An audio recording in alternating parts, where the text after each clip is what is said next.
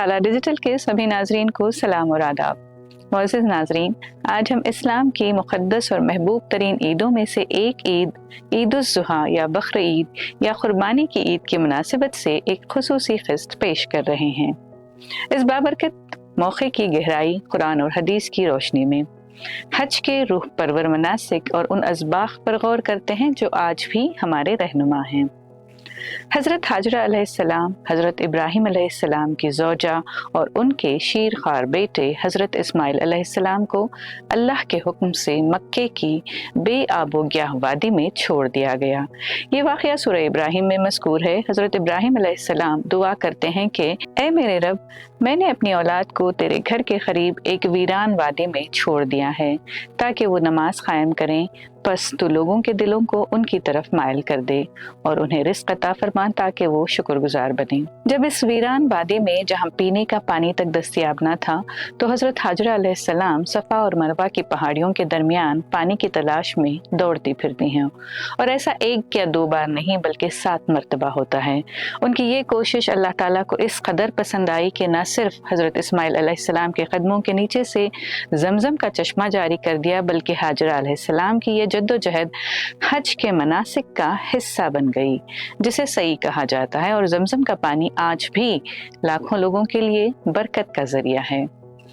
बचपन से ही सुनते आए हैं कि ईद-उज़-ज़ुहा हज़रत इब्राहीम अलैहिस्सलाम की अल्लाह के हुक्म के सामने बेमिसाल इताअत और हज़रत इस्माइल अलैहिस्सलाम की रज़ा की यादगार है। ये ईद ज़िलहज की 10 तारीख़ को मनाई जाती है और हज के इख्तिताम पर आती है। सूरह साफ़ात में बयान किया गया है कि हज़रत इब्राहीम अलैहिस्सलाम को ख्वाब में अपने बेटे को कुर्बान करने का हुक्म मिला। उन्होंने हज़रत इस्माइल अलैहिस्सलाम से इसका जिक्र किया। बेटे का जवाब मिला कि ऐ मेरे वालिद, जो आपको हुक्म दिया गया है वो कीजिए, इंशाअल्लाह आप मुझे साबिर पाएंगे। जब हज़रत इब्राहीम अलैहिस्सलाम ने कुर्बानी के लिए तैयारी की तो अल्लाह ताला ने हज़रत इस्माइल अलैहिस्सलाम की जगह एक मेंढा भेज दिया, उनकी इताअत और फरमाबरदारी का इनाम। ईद-उज़-ज़ुहा के दिन कुर्बानी का अमल हज़रत इब्राहीम अलैहिस्सलाम की सुन्नत की पैरवी है। हज़रत मोहम्मद सल्लल्लाहु अलैहि वसल्लम ने फरमाया कि ईद-उज़-ज़ुहा के दिन अल्लाह के नज़दीक कुर्बानी से ज़्यादा महबूब कोई अमल नहीं। कुर्बानी का जानवर क़यामत के दिन अपने सींगों, बालों और खुरों के साथ आएगा, तो खुश दिली से कुर्बानी दिया करो। कुर्बानी का गोश्त 3 हिस्सों में तकसीम किया जाता है। एक हिस्सा अपने लिए, दूसरा रिश्तेदारों और दोस्तों के लिए, और तीसरा मुहताजों के लिए। कुर्बानी हर बालिग, आक़िल, आज़ाद मुसलमान पर वाजिब है जिसके पास निसाब से ज़ायद माल हो। ये फ़र्ज़ियत ज़िलहज की 10 से 12 तारीख़ के दरमियान अदा की जाती है। अब इस तमाम तफसील से हमें जो सीख मिलती है वो यूं है कि सबसे पहले अल्लाह पर भरोसा। हज़रत हाजरा अलैहिस्सलाम की इस्तिक़ामत हमें सिखाती है कि मुश्किल वक्त में भी अल्लाह पर यकीन रखना चाहिए। दूसरे, कुर्बानी का जज्बा। हज़रत इब्राहीम अलैहिस्सलाम की कुर्बानी हमें सिखाती है कि अल्लाह की रज़ा के लिए अपनी अजीज़ तरीन चीज़ भी कुर्बान करनी पड़ सकती है। तीसरे, इत्तेहाद और मसावात। हज के मनासिक हमें सिखाते हैं कि तमाम मुसलमान चाहे किसी भी नस्ल या कौम से हों, अल्लाह के सामने बराबर हैं। चौथे, सखावत और हमदर्दी। कुर्बानी का गोश्त तकसीम करना हमें सिखाता है कि हमें दूसरों की ज़रूरियात का ख्याल रखना चाहिए, और इस्लाम की सबसे अहम तालीम भी ये है कि हमें हर हाल में अपनों का, पड़ोसियों का, गरीबों का और मोहताजों का ख्याल रखना चाहिए, कोई ईद का मौका हो या ना हो। ईद-उज़-ज़ुहा हर मुसलमान को अपने माल, नफ्स और ख्वाहिशात को अल्लाह की रज़ा के लिए कुर्बान करने की तरगीब देती है। ये सिर्फ जानवर कुर्बान करने का दिन नहीं, बल्कि अपनी अना को कुर्बान करके दिलों को जोड़ने का मौका भी है। इंसान की अनानियत बहुत से मसाइल की जड़ है। अगर इंसान इस दिन अपनी अना को कुर्बान कर दे तो वो सुकून, मोहब्बत और अल्लाह की क़ुर्बत पा सकता है। कुर्बानी का हकीकी मकसद अल्लाह की रज़ा है, ना कि दिखावा या महंगे जानवरों की नुमाइश। इससे नेकी का अजर ज़ाया हो जाता है। ये भी एक ट्रेंड है कि लोग बड़े ही ज़ौक़ व शौक़ से महंगे जानवर खरीदते हैं।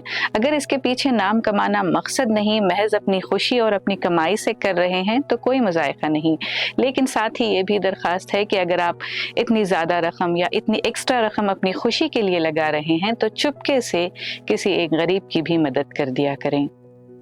बहुत से लोग लाखों के जानवर कुर्बान करते हैं, जबकि उनके आसपास लोग बुनियादी ज़रूरतों से महरूम होते हैं।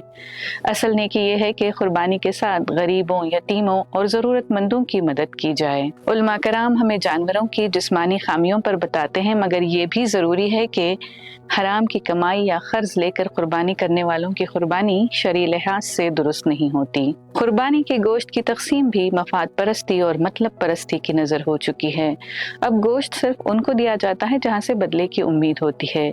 असल रूह ये है कि नादारों और बेसहारा लोगों को तरजीह दी जाए। ईद उल जुहा पर रस्म अदा करने के साथ साथ उसके रूहानी, समाजी और अखलाकी पहलुओं पर भी संजीदगी से गौर करें।